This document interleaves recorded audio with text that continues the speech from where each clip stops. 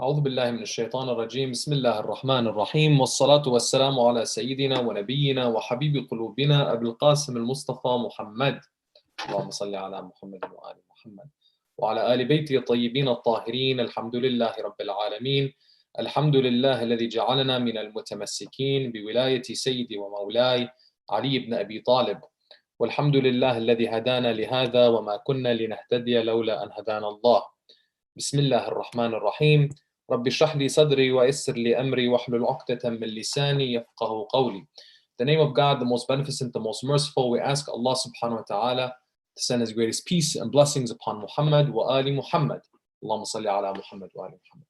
We praise Allah for all the blessings He has given us, and the greatest blessing being that He allowed us to be of the ones who remain steadfast, dedicated, and loyal on the path of our Master after the Prophet, the commander of the faithful, the prince of the believers, the protector of the Prophet and his message, Imam Ali ibn Abi Talib alayhi salam. We praise Allah for this blessing and every blessing, for without Allah we would have nothing. Assalamu alaikum, dear respected brothers and sisters, wa rahmatullahi wa barakatuh. Today we're going to be continuing our discussions on the vision of a virtuous community, and we've come a long way to this point. Here we've gotten to a point where we're discussing the idea of active integration into the societies that we are living in. And this was part and parcel to the vision of the virtuous community that Ahlul Bayt alayhim salam had for us. Now, when it comes to this idea of active integration into their communities, the Imams of Ahlul Bayt alayhim salam and their followers, they protected themselves, they protected their beliefs, and they benefited the state of the community, the society, and humanity at large. They emphasized key components and key conduct that came into them actively integrating into their communities, into the society that they were living in. Of those components we're going to be covering today is this idea of being a model citizen, coexistence, and then making sure we understand the idea of proselytizing, and is that something that we accept in our faith or not? We'll find that understanding the doctrines of coexistence, taqiyya specifically, in this discussion of coexistence, and then this idea of pushing one's belief onto others, if that's accepted in our faith tradition, in our school of thought or not. We're going to go into the following questions in this discussion as we have a better understanding of what active integration actually looks like. The following questions we're going to be covering are as follows.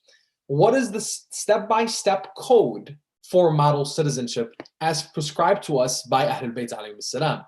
Secondly, what does coexistence mean? How does it look like? Third, what is taqiyya? And who was the first person to actually practice taqiyya? Fourth, what is taqiyya mudaratiyya?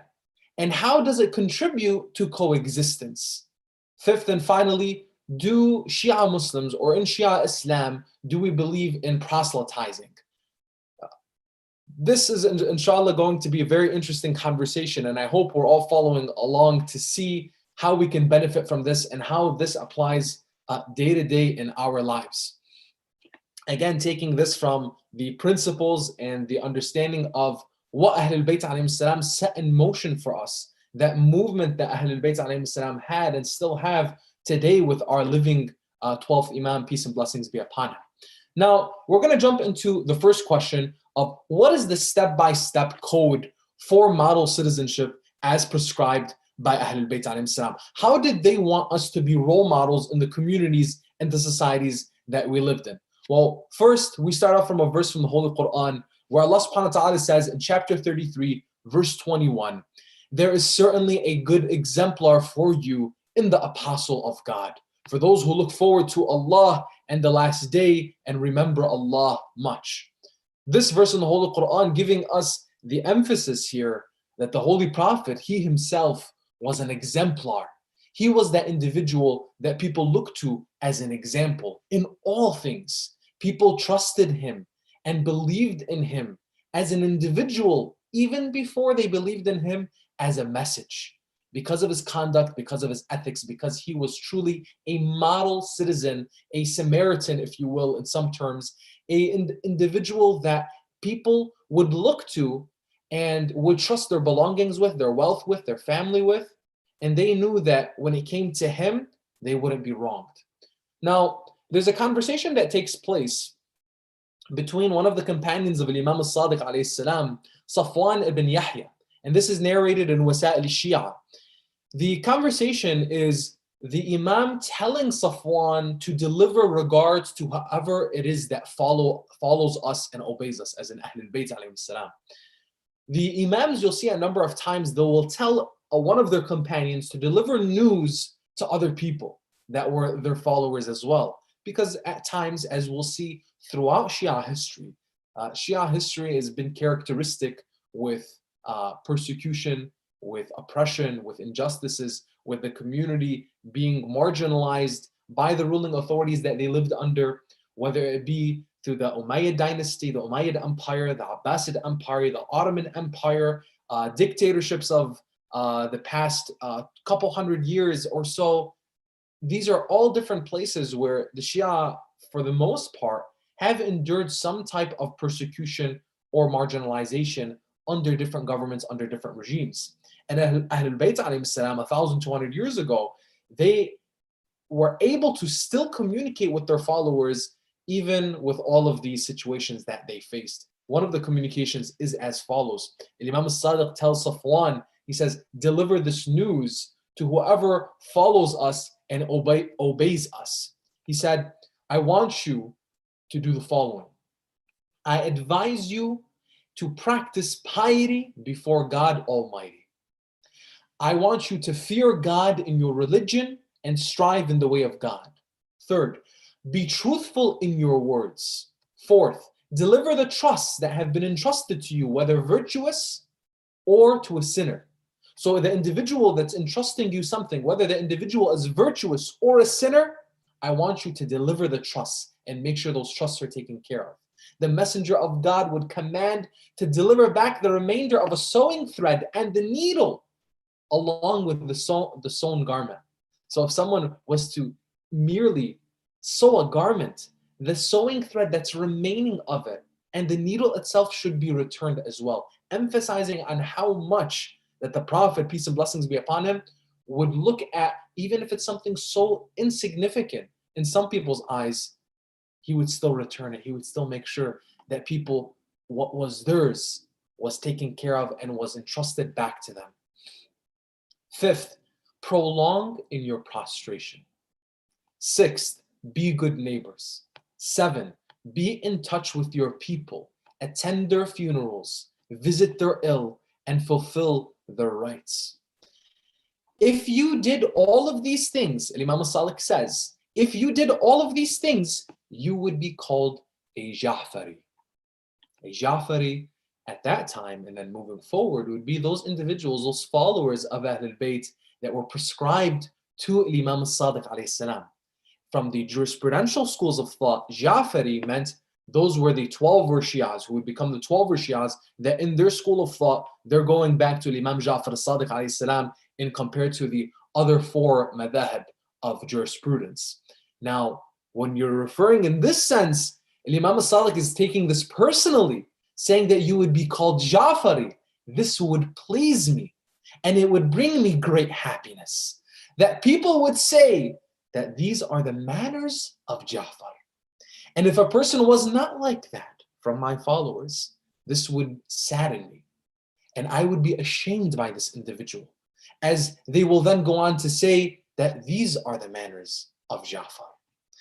Now imagine the Imam, in this instance, giving you a part of his heart, telling you what it means for you to be associated with him. These 7 things, quickly going over them again. Piety before Allah subhanahu wa ta'ala, fearing God in our religion, striving in the way of God, being truthful, being honest, delivering trust, prolonging in our prostration, being good neighbors, and staying in touch with people, checking on them, visiting them when they're ill, going to their funerals, and fulfilling their rights. In that, we would be Ja'fari. If we're not, and people look at us as followers of Ahlul Bayt, and we're not doing this, then that is going to go against the reputation of the Imam himself, and he didn't want that. Moving forward, the Imam actually says in this narration, he continues, He said, by God, my father told me that if a person was a part of a tribe and he is a follower of Ali ibn Abi Talib, Amir al-Mu'mineen, he would be the best amongst that tribe. He would be the best amongst that group of people. He would be the most trustworthy. He would be the most upright in fulfilling people's rights. He would be the most truthful. People would entrust him with their wills and their wealth. And when people would ask about him, they would say, who is like him? There's nobody that's like him. He is the most trustworthy and the most truthful amongst us. So even as we exist as minorities in the communities or societies that we live in, it should be that if people know our faith and people know who we are, they look at us without even a second thought, but know that that colleague in the office, you're the best of colleagues. That school that you're in, you're the best of students or the best of teachers or the best of professors. In that neighborhood, you're the best neighbor. Who's like him? There's nobody like him. He's the most trustworthy and the most truthful amongst us. Now, in this sequence of narrations, there's another one that says from one of the companions of the Imam, his name is Sulaiman. He says that there was a group of Shia followers of the Imam Sadiq, again in this situation, that were sitting with him. And then he tells them, he says, Ya ma'ashir al-Shia, Ya ma'ashir al-Shia, كونوا لنا زينا ولا تكونوا علينا شينا قولوا للناس حسنا واحفظوا ألسنتكم. O Shia, be an adornment, a good reflection to us, and do not be a disgrace upon us. Speak kindly to people and preserve your tongues. Now, these are basic instructions, step by step, as in how do you be a role model Shia, a role model citizen in the community that you're living in? How does the Imam expect you to behave and act, especially if you're one who's associating and affiliating with Ahlul Bayt? Now, second question, when we're coming into the idea of coexistence, what does coexistence look like and what does it mean in this context? Now, the principle of coexistence is one that we are with others and engaging in our community in a way where we are not a threat to other people. That's an important concept for us to keep in mind. Coexistence is part and parcel to our understanding of active integration. And it's not merely tolerating the presence of others, but rather it means that we are engaging with others and we're seeking to understand people. The best way for an individual to be understood is by seeking to understand others. Seek to understand in order to be understood. One of the principles of the 7 Habits of Highly Effective People, a highly recommended self-help or self-development book that you can look into. Now, when it comes more specifically about the Shia experience in coexistence in the different communities and societies that they lived in, of course, Shia throughout history faced persecution, like we mentioned, whether it was under the Umayyads, the Abbasids, the Ottomans, the different despotic regimes, colonialism, etc., etc., etc. There are different experiences that the Shia had, and maybe they wanted to coexist, but the other people didn't necessarily want to coexist. So in those situations, how do we act? How do we behave?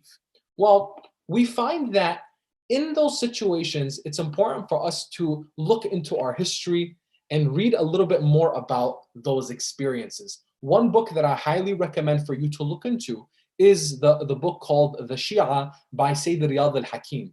It's a nice overview, a basic book that gives you a solid understanding of the history of the Shia, the persecutions that they faced as a group in different places around the world.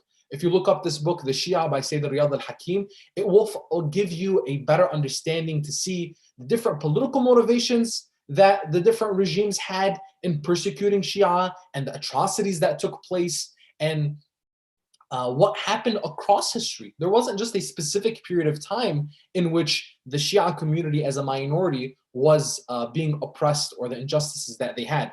Both during the time of the 11 Imams, from the start of Imam Ali ibn Abi Talib, Amir al-Mu'mineen, alayhi salam, all the way into post-occultation, or the post-era of the post period of time of after the minor occultation with Imam al-Mahdi, peace and blessings be upon him. These are important things for us to understand. Why? Because you and I, brothers and sisters, as followers of Ahlul Bayt, as spiritual, as people that are prescribing to the spiritual path, we also inherit a spiritual heritage. And that spiritual heritage had consequences of being ones who were part of the school of thought.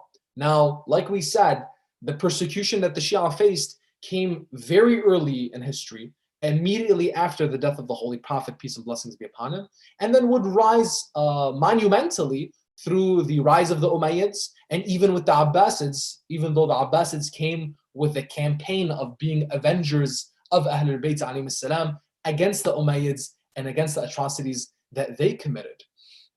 Now, in all of this, in understanding how active integration can take place with the doctrine of coexistence being manifested both in a realistic and practical way, there's something that we need to understand, which is into the third question, the idea of taqiyya, right? With taqiyya being the understanding of this pious dissimulation, as is said in English. A good translation of it is pious dissimulation, which when we're looking at it, basically it comes to in situations where your life is being threatened or the life of others is being threatened, then you are to conceal your faith or parts of your faith in order to preserve your life, in order to preserve the lives of others. Remember that one of the basic, most fundamental objectives of Ahlul Bayt alayhim salam, as we've discussed previously, is preserving the faith and preserving the faithful. When we're saying preserving the faithful, that means preserving the lives of other human beings, especially when it comes to your own, your family, your community. Those lives, especially in situations where you can save them by mere concealment of your faith, that is being threatened at the whims of oppressors, of individuals that are persecuting minorities. In this situation, we're discussing Shia minorities. Then the only reasonable and logical option to follow is to conceal one's faith in order to preserve one's life or the lives of others. And this is not something that came as a practical reaction to make sure that Shia Muslims would not go extinct throughout history, but rather this came as a prophetic tradition, that the start of taqiyya, the practice of taqiyya, came in the early days of the Prophet Muhammad, peace and blessings be upon him. And one of the earliest cited examples of that came with one of the close companions of the Prophet, who was one of the earliest Muslims, and his name was Ammar ibn Yasir. Ammar ibn Yasir was considered to be one of the greatest companions of the Prophet, peace and blessings be upon him, and of Imam Ali alayhi salam and Ahlul Bayt. After accepting Islam, Ammar became a new target of the Meccans. And by Meccans, we're referring to the pagans of Mecca, the chieftains of Quraysh, those who were being threatened by this new society that the Prophet was building with people coming into Islam. They were threatened, so they would go and persecute Muslims. And Ammar was one of their new targets. So this gang of Meccans found Ammar one day, and they took him and they beat him to a pulp. They beat Ammar so bad and they tortured him so bad that he was covered in wounds. He was bruised black and blue all over his body. They wanted one thing from Ammar. They wanted him to recant his faith. They wanted him to say, I don't believe in God, I don't believe in Muhammad. So Ammar, in that situation, they beat him so bad until a point where he was truly going to die. And they really didn't care, because at the end of the day, it would be one less Muslim to them, one less person who believes in this new faith that's threatening our entire way of society. So they beat him so bad until Ammar actually said, I don't believe in God, I don't believe in Muhammad. And they let Ammar go. The narration tells us that Ammar would run to the Prophet, run to the house of the Prophet, and he would come crying and telling him of the situation, that he was devastated, that he had to come to a point where he would say that I don't believe in God and I don't believe in Muhammad. At that point, the Prophet, hearing what Ammar told him and the devastating story that he just experienced, He asked Ammar, Ammar, that's what you said. But what is in your heart, Ammar? You said that you did not believe. But what's in your heart? He told the Prophet that, yes, I did say that. But in my heart is full of belief. And I would never recant my faith. I would never go back to disbelief. At that point, the verse from the Holy Quran was revealed to the Prophet and was shared with the Prophet, and the Prophet shared with Ammar. In the Holy Quran, in verse 16 or verse 106 from chapter 16, he says, accepting someone who is compelled to recant his faith while his heart is at rest in it. This was a reference to Ammar, who practiced this principle of taqiyya, which was to conceal your faith in order to preserve your life, so that what? You do not die at the whim of a tyrant, that you do not die at the whim of somebody who just seeks to oppress you and take away your rights. Now, we have numerous traditions, numerous narrations telling us the significance of taqiyya from the perspective of Ahlul Bayt and how they looked at the practice of taqiyya. Look at the following verses, or look at the following narrations. On numerous occasions, Imam al-Sadiq was found to speak about taqiyya. Of the things that he said about taqiyya, about pious dissimulation, concealing one's faith in order to protect and preserve and save one's life and the lives of other people, showing the sanctity of human life, emphasized by the Holy Prophet Muhammad saying that the sanctity of the believer is greater than the sanctity of the Kaaba itself. In preservation of this principle and implementing this in our lives, the Imams emphasize taqiyya, sanctioned by the Holy Prophet, peace and blessings be upon him, with his companions and the early Muslims. At-taqiyyatu dini wa dinu abai. Taqiyya is my religion and the religion of my forefathers. اتقوا على دينكم واحجبوه بالتقية فإنه لا إيمان لمن لا تقية له. Safeguard your religion and protect it with taqiyya. Surely there is no faith for a person who does not have taqiyya. There is no faith for one who does not have taqiyya. And another one, ما عبد الله بشيء أفضل من التقية. God has not been worshipped with anything better than taqiyya. Now, again, there may be some misconceptions regarding taqiyya, which is that followers of Ahlul Bayt alayhi salam lie about their beliefs, lie to get certain things in the situations that they're in, that it's basically a blank check for them to be able to deceive people, to lie, to cheat, etc., etc. And that is the farthest from the truth. Taqiyya is used, again, from the times of the Holy Prophet with the Muslims in a situation where someone is persecuting you, wanting to kill you, take your life, wanting to harm you, your family, or any of these extreme situations. At-taqiyya, in this sense of concealing our faith, that's used to preserve life. Why? The sanctity of life in Islam is at the highest level.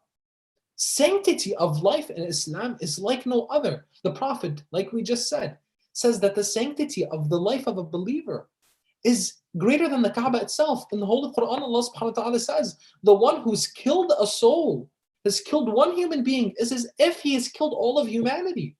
And the one who saves one soul, one human being, is as if he has saved all of humanity. Look at the beauty in that. Are we, in our positions, going to be ones who are going to disagree with the preservation and the sanctity of life? Absolutely not. And that's why the Imams emphasize that man la taqiyata lah, la dina lah. Whoever does not have taqiyya and does not accept this as a practice in their life and a doctrine of their belief, then they truly don't have religion. Look at this next story when it comes to Imam Zayn al-Abidin alayhi salam, showing the practice of taqiyya by the Imam himself. Now remember, with Imam Zayn al-Abidin, this was the Imam that survived the tragedy of Karbala. This was the man who watched his father, his uncles, his brothers, his cousins, and his companions slaughtered and killed, massacred before him. This is the man who watched the women and children of Karbala be whipped, beaten, and tortured physically, emotionally, psychologically, on all levels. Imam Zayn al-Abidin alayhi salam is back in Medina. When there were revolts taking place, as historians would recount, the revolts that would take place across Hijaz, especially in Medina, the Umayyads wanted to quell all of the revolts that were taking place against the Umayyads, against Yazid. Because after Ashura, after the tragedy of Karbala, some people went into an upheaval and revolts were taking place. Of course, there were different motivations at the time. There were individuals that were seeking vengeance for Imam Hussein. And then there were certain individuals that were also taking advantage of the situation and wanting to challenge the Umayyads, because the Umayyads at that time, they weren't necessarily in the most stable political helm with Yazid at top. So with the revolts that were taking place, the Umayyad commander Muslim ibn Uqba is instructed to go and quell the revolts and take allegiance from the people of Medina. So when Muslim ibn Uqba came in, he had a policy. His policy was, we're not just going to take allegiance from people, we're going to humiliate people. He wanted to make sure that when people gave their allegiance, that they gave allegiance saying, we are not only ones who follow Yazid and take him as our commander of the faithful or our prince or our leader, our khalifa, but rather he would only take concessions in people saying that we are slaves and chattel or property of Yazid. Whoever did not concede to that was simply beheaded. Now, in Medina, this is where Imam Zayn al-Abidin alayhi salam lives. This is the home of Ahlul Bayt, the home of the Prophet's family. In the tumultuous scene that was taking place, these soldiers at the command of Muslim ibn Uqba, this Umayyad commander, they are taking people by the sword and forcing them to give allegiance to Yazid. Imam Zayn al-Abidin sees this and he goes to Muslim ibn Uqba. And just imagine the scene as our Imam, the son of Imam al-Hussein, again, the one who just witnessed the tragedy of Karbala. He goes to Muslim ibn Uqba and he tells him, how would Yazid like for me to give my oath of allegiance? Muslim ibn Uqba, shocked, he responds in reverence of the Imam. He says, to give allegiance as a brother and as a cousin is all. The Imam responds and he says, yet if you wished, I would pledge allegiance as a slave and as chattel. Muslim ibn Uqba humbly responds, he said, I would not burden you with this, O Ali. Now, why did Imam Zayn al-Abidin respond to the situation and actually initiate for himself to give allegiance to Muslim ibn Uqba or to Yazid through Muslim ibn Uqba and say, you guys are taking allegiance by one saying that he is slave and chattel of Yazid? Sure, I'll give allegiance that way. Why? The Imam was showing that this allegiance is invalid, void, null and void to begin with, because allegiance is a contract. And unless there's mutual assent on both sides that is not being coerced, it's null and void as a legal principle. And the Imam is doing what here? Is showing that they're trying to coerce this, they're trying to take your life. Again, most of the situations of taqiyya is this aspect of coercion or fear of harm on one's life and one's safety, and one's family's life and safety. In this situation, the Imam was seeing this entire community being coerced into allegiance. He would show them by their conduct. He would tell basically people, and they were watching, observing, this is Ali ibn Hussein. He would basically tell them, listen, we're not going to die at the whims of tyrants. What happened in Karbala was unique. This was al-Hussein saving the religion as the last resort in his conduct and what he did. The movement of Ahlul Bayt alayhim salam is one that needs to be understood across history. Imam Zayn al-Abidin practiced taqiyya in this situation to save his life, to save the life of his family, to save the lives of the believers. that do not die at the whims of this tyrant. Al-Hussein gave the sacrifice in Karbala. That was the greatest sacrifice that was made and was unique to him as the Imam of his time and as one who assessed the situation to dictate that need. One that was not dictated on the Imams before him or the Imams after him. Again, so important to understand this within the context that the Imams lived in and see how you and I understand the movement of Ahlul Bayt.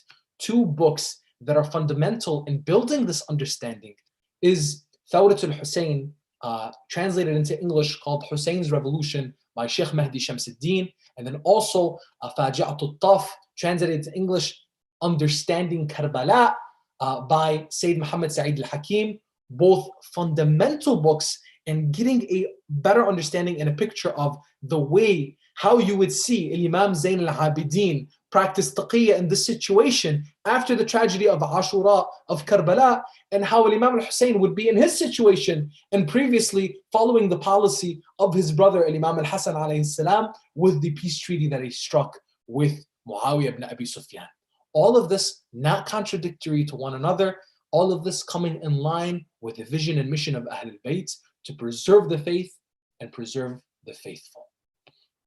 Now, moving forward, brothers and sisters, when it comes to these principles that we're discussing and understanding how taqiyya plays into the lives of the Imams and our lives today, there's also more practical and more or simpler practices of taqiyya that come to the concept of at-taqiyya al-mudaratiyya, right? So there's also an idea within the doctrine of coexistence that we have as followers of Ahlul Bayt alayhi salam. Those taqiyya examples that we mentioned, life and death, very serious situations.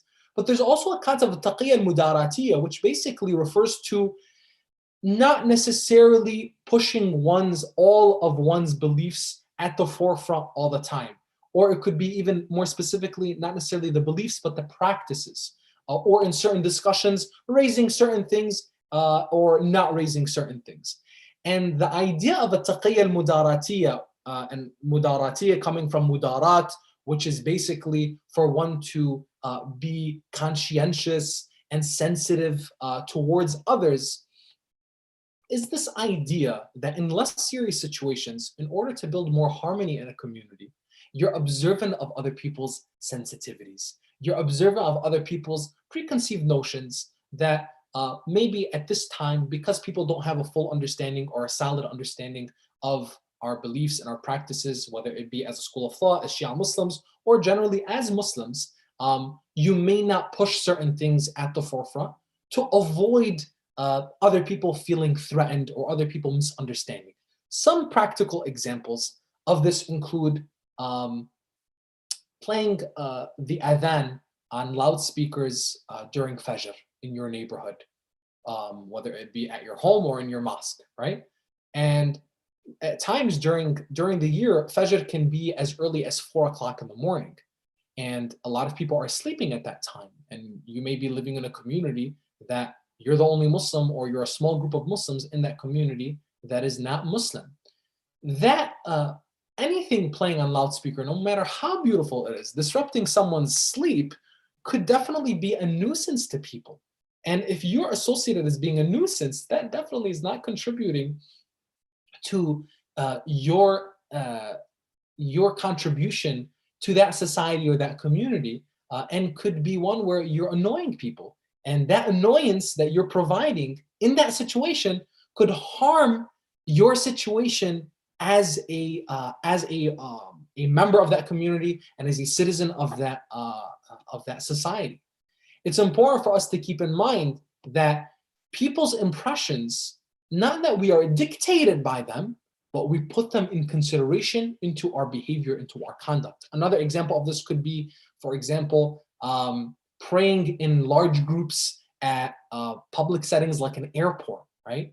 When it may not be necessary for one to pray at the airport in a group. Of course, you have to pray. At this time of the prayer, you pray. You may find a reflection room. If they don't have a reflection room, you find a corner for you to pray in, and be one who is not threatening of other people. One may say, what's threatening about a prayer? some people misunderstand it and associate it with certain preconceived notions that comes from a complex ignorance. But you and I, regardless of what is right and what is wrong, we know we are right to pray. We have the freedom to pray, the freedom to speak, the freedom to express ourselves in any which way, right? Especially living in democratic societies and democratic countries like the United States and others, right? We have the constitutional liberties for freedom of religion, freedom of expression, etc. However, just because I have the freedom to do something doesn't necessarily mean that I should. Just because I can speak about something doesn't necessarily mean I should. Just because I can do something doesn't mean I should. Why? Because again, from this doctrine of taqiyya mudaratiyya, which I have to be considerate of my surroundings, that all the time Ahlul Bayt alayhim salam and their companions and their followers were always thinking about how things were perceived and how the Shia were positioned by that perception. People will have certain positions with us, and it's important for us to make sure that we position ourselves in the best way possible given the circumstances. Why?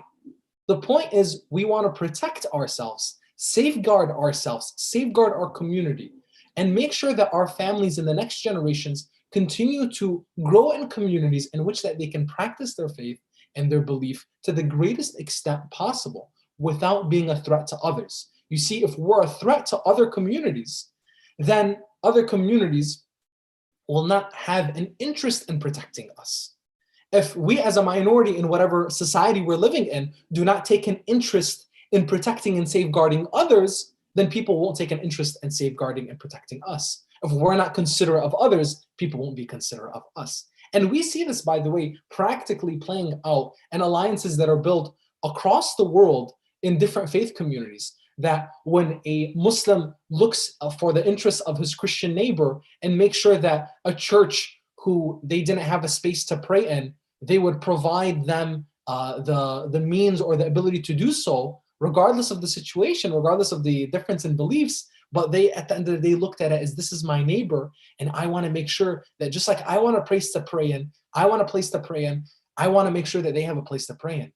That's very strategic, both from a human level of you taking care of your own heart and the hearts of others, but at the same time, you making sure that as a community, you're helping others so that you may be helped in your time of need as well. We'll go into the final question being, in Shia Islam, and Islam generally, but more specifically from the perspective of the school of thought of Ahlul Bayt alayhim salam, do we believe in proselytizing people? Do we believe in this idea of actively going out and converting people to our faith or our school of thought? Now, what did Ahlul Bayt alayhim salam give us in this? Did they do this? Did they instruct their followers to do this? What's the prescription of the followers of Ahlul Bayt alayhim salam for them to follow in this situation of, I want to go out and I want to convert people. I want people to become Shia. I want people to become Muslim. I want people. Is that something that's part of our faith tradition? Here's a conversation between Abu Basir, one of the companions of Imam al-Baqir alayhi salam, on the subject with the Imam. He asked the Imam, he said, should I go out and preach to the people that I know? He's not saying to people that are, he's not going door to door to people that he doesn't know. He says, should I go out and to preach to people that I don't know? Or often, the people that I do know. The Imam replied in the negative. He said, no, don't. He said, what if someone sought my guidance? Should I then in that situation? Then the Imam replied and he said, whoever seeks your guidance, guide him. And if he seeks more, give him more. But if he turns away, then turn away. In another situation, Imam al-Baqir's son, Imam al-Sadiq, was asked by Thabit bin Sa'id. In this situation, the Imam also tells him about this idea of speaking to people and proselytizing. He says, O Thabit, what do you have with the people? Leave the people alone. Do not call anyone onto your faith, as in, do not try to convert people to your faith. By God, if the denizens of the heavens and the denizens of the earth all rally to misguide a servant who God wishes to guide, they would not be able to misguide him. Guidance is with Allah subhanahu wa ta'ala. Trying to force someone into a belief of yours is not going to happen. And Ahlul Bayt alayhim salam did not prescribe this. Then we finally come to this hadith where we bring it all together, as we've mentioned so many times before, but seeing it now full picture. Imam al-Sadiq alayhi salam says, كونوا دعاة لنا بغير ألسنتكم. Be callers towards the faith without using your tongues. Let people see in you the fear of God, commitment, prayer, and virtue, as that is the method of calling to our faith.